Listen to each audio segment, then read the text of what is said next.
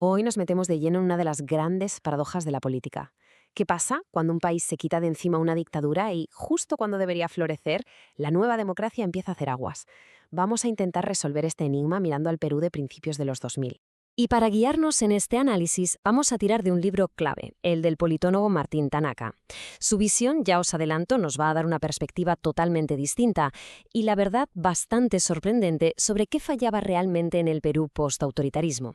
A ver, vamos al lío. La pregunta es de las que dan que pensar. Después de años luchando por tumbar un régimen autoritario, lo lógico era esperar un renacer democrático, ¿no? Pues no. Lo que vino fue una crisis profundísima. ¿Por qué? Para entenderlo, tenemos que viajar en el tiempo. Nos plantamos en el Perú de después del año 2000. Cae el régimen de Alberto Fujimori y en el ambiente se respira optimismo, esperanza. Parecía de verdad el inicio de una nueva etapa. El gobierno de Alejandro Toledo era, precisamente, el que debía liderar esa transición. Veníamos de una década controlada por Fujimori y su jefe de inteligencia, lo que muchos llamaron la dictadura fujimontesinista.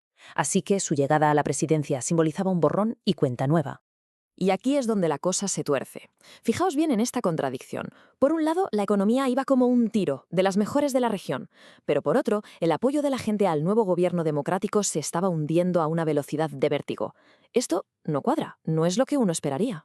Y este gráfico lo deja clarísimo. Mirad, la línea de abajo es la aprobación de Toledo. Empieza rozando el 60% y en poco más de 2 años se desploma a un solo dígito.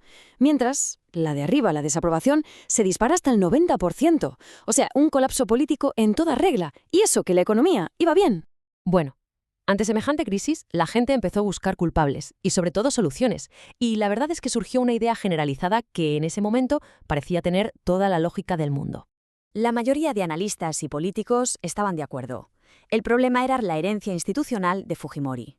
La idea era que las reglas del gobo estaban hechas a medida para un régimen autoritario y que, para tener una democracia de verdad, había que dinamitarlas. Así que la solución que se puso sobre la mesa, lo que se conoció como aperturismo, era básicamente abrirlo todo.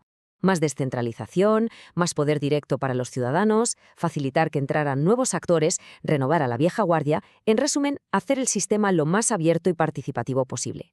Oye, suena bien, ¿no? Pero es justo aquí donde el análisis de Martín Tanaka llega y le da una vuelta de tuerca a todo, desafiando esa lógica. Él propone un diagnóstico radicalmente diferente. Y esta es la clave de todo. Para Tanaka, el diagnóstico estaba completamente equivocado. El problema no era que el sistema estuviera demasiado cerrado. Al contrario, él decía que ya estaba demasiado abierto, demasiado fragmentado, era muy volátil. La verdadera enfermedad, según él, era la falta de partidos políticos estables. Y esta tabla lo demuestra con datos que no dejan lugar a dudas, son de las elecciones de 2002. Si sumamos los porcentajes de las listas independientes y los partidos pequeños, vemos que se llevan la inmensa mayoría de las alcaldías y casi la mitad de las presidencias regionales. Vamos, que esto no es un sistema de partidos fuerte, es un caos político, un sálvese quien pueda, donde dominan actores improvisados. Y este número es la puntilla. En 2003, un 80,9% de los limeños decían no confiar en los partidos políticos. Ojo, no hablamos de un poco de desconfianza, es un rechazo frontal, casi total. Con ese nivel de descrédito, es imposible que funcione una democracia representativa. Pero lo más interesante del análisis de Tanaka es que no se queda solo en Perú. Amplía el foco y nos enseña que esa cura que se proponía ya se había probado en otros sitios y los resultados daban bastante miedo. Resulta que países como Venezuela, Colombia, Bolivia o Ecuador ya habían pasado por crisis parecidas y habían intentado solucionarlas con la misma receta. Más apertura política, más participación directa. Y los resultados, pues, fueron una advertencia en toda regla. En lugar de fortalecer sus democracias, lo que consiguieron fue más fragmentación, el colapso de los partidos de toda la vida y, en el peor de los casos, le abrieron la puerta a líderes autoritarios y antisistema. La lección estaba clara. Abrir el sistema sin instituciones fuertes es una receta para el desastre. Y todo esto nos lleva a la gran conclusión de Tanaka. Una conclusión que va totalmente a la contra. Si el problema es una democracia sin partidos, ¿cuál es la solución? Aquí lo vemos cara a cara. Mientras la solución popular era más apertura, más participación, Tanaka proponía justo lo contrario, fortalecer las instituciones, poner más difícil entrar en política para evitar la improvisación y sobre todo buscar la estabilidad. La idea no era tener más voces, sino que las voces estuvieran más organizadas y fueran más responsables. Y esta cita suya lo clava, resume la idea a la perfección. La clave no es abrir las compuertas, sino construir diques. Hacen falta partidos sólidos que puedan canalizar lo que pide la sociedad y que rindan cuentas a largo plazo, en lugar de este torbellino de figuras que aparecen y desaparecen.